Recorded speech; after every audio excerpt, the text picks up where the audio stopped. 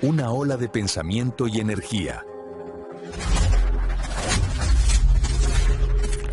Imaginemos por un momento que el detector de humo de la cocina es tan sumamente sensible que se pone a pitar y te rompe los tímpanos cada vez que alguien intenta tostar una rebanada de pan. Madre mía, qué estrés de casa. Claro, o sea, no hay fuego. No hay absolutamente ningún peligro real amenazando la casa. Pero la alarma no se apaga y el ruido es insoportable. Pues esto es, básicamente, lo que hace el cerebro de una persona cuando experimenta ansiedad. Tal cual. Es una falsa alarma constante. Exacto. Así que, bienvenidos y bienvenidas a un nuevo análisis a fondo.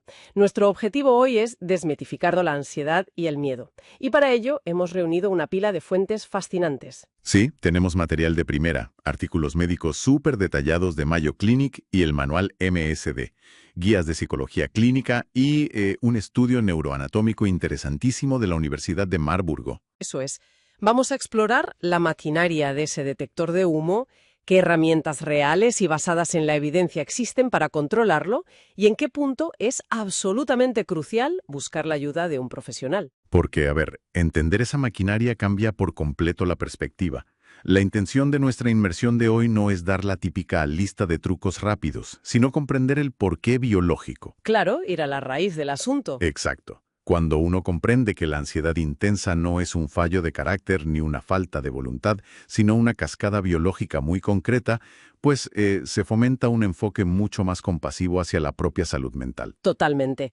Y, a ver, para arreglar cualquier alarma, el primer paso lógico es entender para qué se diseñó en su origen. Hay que trazar una línea muy clara entre el miedo y la ansiedad. Sí, porque se confunden constantemente, y no son lo mismo. Vamos a aterrizar esto con un ejemplo clásico de las fuentes. El miedo es la respuesta biológica ante una serpiente que nos encontramos de frente en mitad del camino. Una amenaza real y presente, claro. Eso es. La ansiedad, en cambio, es la decisión de negarnos a salir a caminar al día siguiente y al otro, por si acaso aparece una serpiente. Esa es la clave. Según los textos clínicos, el miedo es una reacción evolutiva, adaptativa y centrada en un estímulo específico. La neurobiología del miedo es fascinante por su inmediatez, ¿sabes? Ya, es que no hay tiempo para pensar, ¿no? Cero tiempo.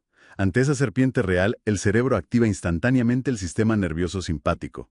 Prepara los músculos para luchar, para salir corriendo a toda velocidad o provoca la parálisis para pasar desapercibidos. Y hay un detalle revelador en la literatura que me pareció súper curioso, y es que el miedo tiene una expresión facial universal y transcultural. Sí, es increíble.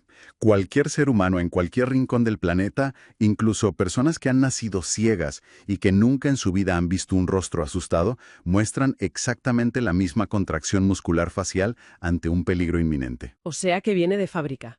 Está codificado en nuestro ADN. Totalmente. Pero claro, la ansiedad opera en una dimensión temporal distinta. Ya, los textos la definen como puramente anticipatoria. Es un estado emocional complejo, pero orientado hacia el futuro. Ocurre ante un peligro que a menudo es, pues eso, difuso, improbable o directamente irreal. Y por eso mismo, a diferencia del miedo, no tiene una expresión facial universal. Su naturaleza es altamente cognitiva. Depende enteramente de cómo la mente de cada persona interpreta una situación abstracta. Claro, y esa interpretación desencadena síntomas en 3 sistemas interconectados, ¿verdad? Exacto. Primero tienes el sistema somático o fisiológico, que es la taquicardia típica, la sudoración fría, la tensión muscular. El nudo en el estómago de toda la vida. Ese mismo. Luego tienes el segundo, el sistema cognitivo, que es esa avalancha incontrolable de pensamientos intrusivos, la rumiación, ponerte siempre en el peor escenario posible. Madre mía, la cabeza a 1000 por hora. Y el tercer sistema es el conductual, que casi siempre se traduce en la evitación. Evitas el lugar, evitas a la persona, evitas la tarea. Ya, pero cuando esta maquinaria de anticipación y evitación se vuelve crónica y desproporcionada, ahí es cuando cruzamos la línea hacia los trastornos clínicos, ¿no? Como el trastorno de ansiedad generalizada, el de pánico, la fobia social. Ahí es. Y claro, esto plantea una duda evolutiva muy importante. Sí, porque, a ver, si la ansiedad puede llegar a ser tan desadaptativa, si nos paraliza, nos encierra en casa y encima consume tanta energía metabólica, ¿Por qué la selección natural no se la ha cargado a lo largo de los milenios? Pues porque la evolución la mantiene por una buena razón. En su justa medida, es una ventaja competitiva enorme. O sea que un poco de ansiedad es bueno. Un poco de ansiedad es funcional y necesario. Es el motor que nos impulsa a estudiar semanas antes de un examen difícil o a mirar a ambos lados antes de cruzar una calle con mucho tráfico. Claro, si no te importa nada, te atropellan. Tal cual. El manual MSD ilustra esta dinámica con una curva de rendimiento en forma de campana. A medida que aumenta la ansiedad leve, el rendimiento cognitivo y físico de una persona mejora. Porque se liberan hormonas, ¿no? Exacto. Las catecolaminas, como la adrenalina, agudizan la concentración y el estado de alerta. Estás a tope. Ya, el problema es llegar a la cima de esa campana y pasarse de frenada. Ese es el punto donde el sistema colapsa, cuando la intensidad y la duración sobrepasan la amenaza real. Si cruzas el pico de esa campana, el cerebro sufre una sobrecarga cognitiva tremenda. Y ahí el rendimiento cae en picado. La concentración se fragmenta y la funcionalidad se deteriora un montón. Exactamente. Entonces, a ver, si la ansiedad es un cálculo interno sobre un futuro peligroso, alguien tiene que estar haciendo esa cuenta matemática en el cerebro. Y lo más intrigante es por qué en algunas personas esa calculadora se queda atascada en la configuración de peligro inminente. Y las fuentes apuntan directamente a un circuito muy específico en el cerebro, el eje entre la amígdala y la corteza prefrontal. Ajá, el famoso eje. Ese eje es el núcleo de todo esto. La amígdala es una estructura pequeñita, con forma de almendra, que está en la profundidad del lóbulo temporal. Que es el centro de las emociones más primitivas. Exacto, es la que detecta el humo y enciende la alarma. Y por el contrario, la corteza prefrontal, específicamente la región medial, es el centro del pensamiento lógico, la planificación y el control de impulsos. O sea, el lado racional. Su trabajo es evaluar el contexto de ese humo. Si determina que solo es pan tostado y no la casa ardiendo, envía una señal química de inhibición hacia la amígdala. Es un control de arriba hacia abajo que le dice a la amígdala, oye, todo está bien, apágate. Pero claro, en los cuadros clínicos de ansiedad crónica, los escáneres cerebrales muestran que esto falla. La amígdala está súper hiperactivada y la corteza prefrontal tiene una hipofunción, o sea, funciona menos de lo que debería. Exactamente. Y las fuentes nos dan una metáfora muy visual para entender esto que me encanta. Dicen que la amígdala es como un perro guardián que ladra sin parar ante el más mínimo crujido en la puerta. Sí, una metáfora buenísima. Y la corteza prefrontal es el dueño de la casa, que tiene que asomarse por la ventana, ver que solo es el viento y calmar al perro. Pero claro, si el dueño está exhausto o esa conexión está dañada, el perro toma el control de la casa y el ruido es insoportable. Y aquí es vital introducir el estudio de la cohorte FOR 21007 de la Universidad de Marburgo, porque pone datos reales a esta metáfora. Sí, este estudio es alucinante. Utilizaron resonancia magnética funcional en 342 sujetos sanos, ¿verdad? Así es, y querían aislar variables para ver cómo distintos factores de riesgo alteraban este circuito exacto entre el perro y el dueño. Factores tanto ambientales como genéticos, entiendo. Claro. La metodología es brillante porque permite observar el cerebro en acción ante estímulos emocionales. Querían comprobar qué pesa más a la hora de alterar esa inhibición cerebral. Por un lado, el riesgo genético, o sea, tener familiares directos con trastornos afectivos. Vale. Y por otro, el riesgo ambiental, específicamente el haber sufrido maltrato, abuso o negligencia durante la infancia. Y los datos que extrajeron son reveladores, aunque bastante duros de asimilar. ¿Qué mecanismo biológico descubrieron exactamente? Pues observaron que el riesgo ambiental, ese trauma infantil crónico, reduce de forma drástica y medible la capacidad de la corteza prefrontal para inhibir a la amígdala. O sea, silenciar al dueño de la casa. Literalmente. A nivel biológico, un entorno abusivo durante los primeros años somete al cerebro en desarrollo a niveles tóxicos de cortisol, que es la hormona del estrés. Claro, un baño constante de estrés. Y ese cortisol altera el desarrollo de las dendritas en la corteza prefrontal. Provoca lo que los neurocientíficos llaman una cicatriz límbica. El puente de comunicación se debilita físicamente. ¡Qué fuerte! Una cicatriz en el cerebro. Sí, y curiosamente, en esta muestra en particular, el simple riesgo genético familiar no mostró una reducción tan significativa en esa inhibición como sí lo hizo el trauma temprano. ¡Wow! Pero, a ver, pongamos esto en perspectiva, porque suena súper definitivo, ¿sabes? Como una sentencia. Si un trauma infantil o un estrés crónico continuado altera literalmente la neuroanatomía y poda esas conexiones, significa que el cerebro está dañado para siempre. Es una duda súper común. Pero la neurociencia moderna nos demuestra que de ninguna manera es una condena. La clave aquí se llama neuroplasticidad. Menos mal. Claro, el cerebro adulto no es una estructura rígida, es un órgano dinámico. Aunque esa cicatriz límbica exista, la plasticidad sináptica permite que el cerebro forje nuevas conexiones y aprenda rutas alternativas. O sea que podemos crear puentes nuevos. Exacto. De hecho, tener este mapa neuroanatómico es una ventaja espectacular. Nos indica dónde está el fallo estructural y qué músculo mental tenemos que rehabilitar en terapia. Claro. El objetivo no es quitarte la amígdala o dejar de sentir. Para nada. El objetivo es entrenar y fortalecer esa corteza prefrontal para que recupere su autoridad y calme al perro. Vale, tiene todo el sentido. Pero a ver, un momento, porque aquí veo un problema. Si durante un ataque de pánico la corteza prefrontal se apaga por completo, el cerebro lógico está fuera de servicio. O sea, ¿no puedes simplemente pensar de forma racional para salir de ahí? Imposible. La lógica no está escuchando en ese momento. Entonces, ¿cómo te comunicas con un cerebro que ha cerrado las puertas a la razón? ¿Cómo apagas ese incendio en los primeros 5 minutos de crisis? Es una pregunta buenísima. Cuando el cerebro racional está bloqueado, tienes que hablarle al cuerpo en su propio idioma. Y ese idioma es puramente fisiológico. O sea, ir al cuerpo directamente. Eso es. No puedes razonar con un sistema nervioso simpático desbocado. Hay que forzar su desactivación mediante estímulos físicos que el tallo cerebral entienda como señales de seguridad absolutas. Y aquí es donde entran las famosas tácticas de emergencia a corto plazo. Las fuentes clínicas mencionan mucho la respiración 4-7-8, por ejemplo.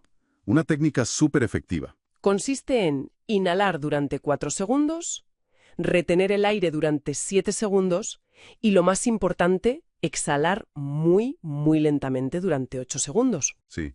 Y el mecanismo de esa exhalación prolongada es pura ingeniería biológica. Al exhalar durante más tiempo del que inhalas, estimulas directamente el nervio vago. Que es como la autopista principal del sistema parasimpático, ¿no? Exactamente. Es el freno de emergencia del cuerpo. Al estimularlo, bajas la frecuencia cardíaca, reduces la presión arterial y obligas físicamente al cuerpo a salir de ese modo de lucha o huida. O sea, lo apagas mecánicamente.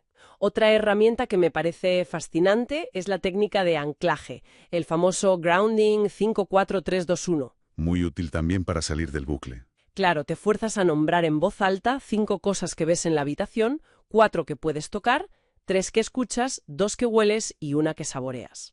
Así interrumpes esa espiral de pensamientos catastróficos y te anclas en el presente. Te trae de vuelta a la realidad sensorial, sí. Pero a ver, hay otra técnica sobre la que tengo mis reservas. Las guías hablan de aplicar agua muy fría en la cara o sostener cubitos de hielo. Y yo pienso, ¿de verdad un cambio de temperatura en la piel puede detener un ataque de ansiedad severo? ¿O es solo una distracción para ganar tiempo? Entiendo tu escepticismo, pero te aseguro que es una intervención fisiológica súper contundente. Va muchísimo más allá de una simple distracción. ¿Ah, sí? ¿Cómo funciona entonces?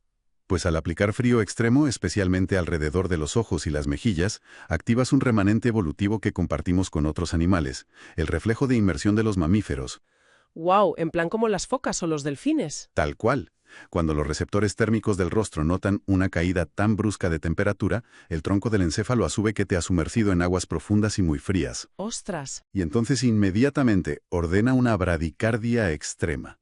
Ralentiza el ritmo cardíaco de golpe para conservar oxígeno y redirija el flujo sanguíneo de las extremidades hacia los órganos vitales y el cerebro. Madre mía, es literalmente un botón biológico de reinicio. Exacto. Interrumpe de golpe la hiperventilación y fuerza un reinicio del sistema nervioso simpático. No es psicología, es pura supervivencia. ¡Qué mecanismo tan increíble, la verdad!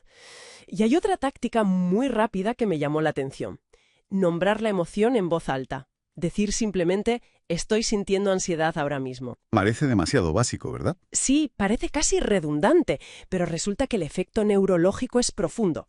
Al buscar la palabra exacta para etiquetar lo que sientes, obligas a la sangre y a la actividad eléctrica del cerebro a desplazarse hacia el área de Broca y la corteza prefrontal, que son las zonas del lenguaje y la lógica. Exacto. Y, claro, al hacer eso, le arrebatas recursos a la amígdala y vuelves a encender al dueño del perro. Esa es la clave. Estás usando la propia biología para reactivar la racionalidad. Pero a ver, tenemos que ser realistas. Usar agua helada o la respiración controlada está genial para sobrevivir al incendio, pero vivir constantemente apagando fuegos es agotador. Totalmente. Te quedas sin energía. Llega un punto en el que hay que dejar de poner parches y empezar a reconstruir la casa para que sea ignífuga, pasar de la táctica de emergencia a la remodelación estructural del cerebro. Y para eso, las fuentes clínicas proponen el enfoque de las 3C: calmar el cuerpo, cuestionar los pensamientos inútiles y cambiar los comportamientos. Un enfoque muy completo. Y el estándar de oro mundial para hacer este recableado a largo plazo es la terapia cognitivo-conductual, o TCC, que, por cierto, hay que desmentir un mito importantísimo. La TCC no es psicología positiva barata, no es ponerte frente al espejo y repetirte que todo va a salir bien y que eres maravilloso. Para nada. De hecho, la TCC es un trabajo de reestructuración analítica súper riguroso y a veces muy duro. Ya te digo. Se trata de cazar esos pensamientos catastróficos automáticos, sentarlos en el banquillo de los acusados y exigirles pruebas empíricas. Evalúas distorsiones como el pensamiento de todo o nada, o creerte que lees la mente de los demás, y los sustituyes por interpretaciones ajustadas a la realidad. O sea, un internamiento en toda regla. Exacto. Y al repetir este proceso consciente una y otra vez, estás engrosando físicamente nuevas vías neuronales en la corteza prefrontal. Y dentro de ese cambio de comportamientos en la TCC está el gran elefante en la habitación: la evitación. El mayor combustible de la ansiedad. Claro, la respuesta más instintiva ante algo que te da pánico es huir. Es como esconder las cartas del banco en un cajón sin abrirlas. En el instante en que cierras el cajón, sientes un alivio inmenso. El corazón se calma. ¿Pero la deuda sigue ahí? Exacto, la deuda no desaparece. Sigue creciendo con intereses en la oscuridad. Y mañana el miedo a abrir el cajón será el doble. Entonces el tratamiento exige abrir esas cartas mediante la terapia de exposición. Que asusta mucho al principio, la verdad. ¿Ya? Y aquí es donde veo algo contradictorio. A ver, si una persona tiene un terror paralizante a los ascensores, forzarla a meterse en uno no corre el enorme riesgo de saturar su sistema nervioso y acabar traumatizándolo aún más.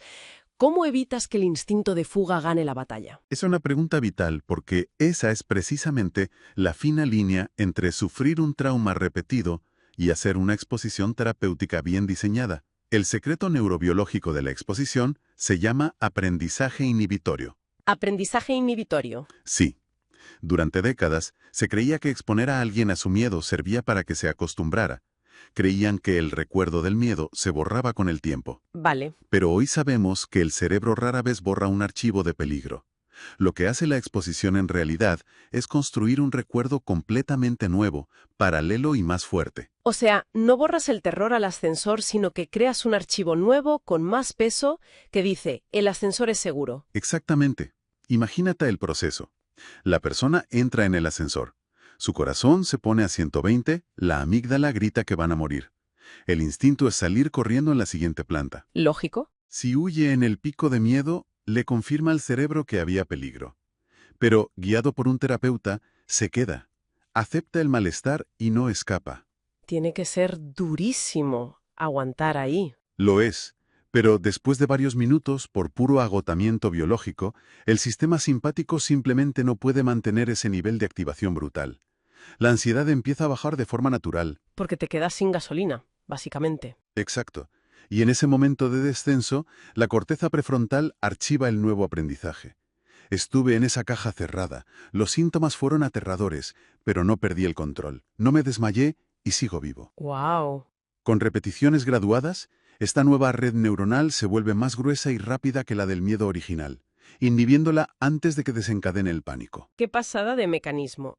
Y para facilitar este proceso en el día a día, las fuentes recomiendan apoyarse en herramientas como el método WOOP: deseo, resultado, obstáculo y plan. Muy práctico para no bloquearse. Claro, la clave es anticiparse. Identificar por adelantado qué síntoma exacto va a surgir. Por ejemplo, dices: si empiezo a sentir presión en el pecho en la reunión, entonces aplicaré inmediatamente la respiración 4-7-8. Así ya tienes la decisión tomada de antemano. Exacto. Al tener una estrategia de si pasa X, entonces hago Y, eliminas la necesidad de pensar cuando la mente está nublada por la adrenalina. Y bueno, junto a esto, el estilo de vida no es negociable. Dieta, sueño y muy especialmente el ejercicio aeróbico regular. Sí, el impacto del ejercicio aeróbico es crítico. Cuando sufres ansiedad crónica, tu cuerpo acumula un exceso de hormonas del estrés preparadas para una lucha física que nunca llega. Estás en tensión constante. Claro, estás preparado para pelear contra un león invisible. Y el ejercicio cardiovascular intenso actúa como una válvula de escape física. Metaboliza esa adrenalina y ese cortisol sobrante y ayuda a estabilizar la neuroquímica basal del cerebro. Llegados a este punto, hemos hablado de fisiología, de métodos cognitivos y de hábitos. Pero por mucha teoría que sepamos, llega un momento donde las estrategias de andar por casa tocan techo, ¿no? Indudablemente. Hay ocasiones en que la maquinaria está demasiado atascada y necesitamos a un profesional, ya sea psicología clínica o psiquiatría. ¿Dónde se traza esa línea roja? Pues según los manuales diagnósticos de MSD y Mayo Clinic, hay indicadores clarísimos. Se debe buscar ayuda cuando la ansiedad interfiere significativamente en tu vida diaria. O sea, si te impide ir a trabajar o deteriora tus relaciones, ¿no? Claro, o si organizas toda tu rutina solo para evitar tus miedos. También si la preocupación constante dura más de 6 meses, si te causa insomnio severo o síntomas físicos que te paralizan. Y hay un indicador crítico con el que hay que ser tajantes. Cualquier ideación suicida o pensamiento de autolesión es una señal de emergencia absoluta. Hay que pedir ayuda profesional inmediata, sin demoras. Totalmente. Y afortunadamente, el abordaje clínico moderno es súper integrativo. Combina herramientas psicoterapéuticas como la TCC con la farmacología cuando hace falta. Que la medicación a veces tiene mucho estigma, pero es útil, ¿verdad? Es muy útil. Los inhibidores de recaptación de serotonina o los ansiolíticos a corto plazo no siempre son la cura definitiva, pero son fundamentales para reducir el ruido de fondo. Crean la calma química necesaria para que el paciente pueda concentrarse en el trabajo duro de la terapia. Y bueno, los informes demuestran que alternativas como la telepsicología o las videollamadas terapéuticas tienen una eficacia validada comparable a las sesiones presenciales, lo cual es genial porque elimina barreras logísticas. Facilita muchísimo el acceso, sí. Pero a pesar de todo esto, persiste una barrera mental tremenda, la autodesestimación. Esto lo vemos constantemente en consulta. Claro. A menudo la gente normaliza su sufrimiento. Piensan que vivir con un nudo constante en el estómago es simplemente el precio de ser adulto, o que su dolor no es para tanto como para molestar a un profesional. Creen que deben aguantarse. Y hay que desterrar esa idea por completo. A ver, no existe un umbral de sufrimiento mínimo indispensable para ganar el derecho a recibir ayuda. Si el malestar reduce tu calidad de vida y tus herramientas no funcionan, el criterio está cumplido. Punto. O sea, que pedir ayuda es de sabios, no de débiles. Pedir ayuda es un acto de pragmatismo tremendo y de autocuidado profundo. Ya lo hemos visto, herramientas como la TCC alteran físicamente la estructura del cerebro y ofrecen tasas de éxito a largo plazo altísimas. Pues recopilando todo lo que hemos analizado hoy, hemos visto el propósito evolutivo del miedo y cómo la ansiedad se vuelve un bucle. Entendimos la pugna entre la amígdala y la corteza prefrontal, y cómo el trauma puede dejar una cicatriz biológica.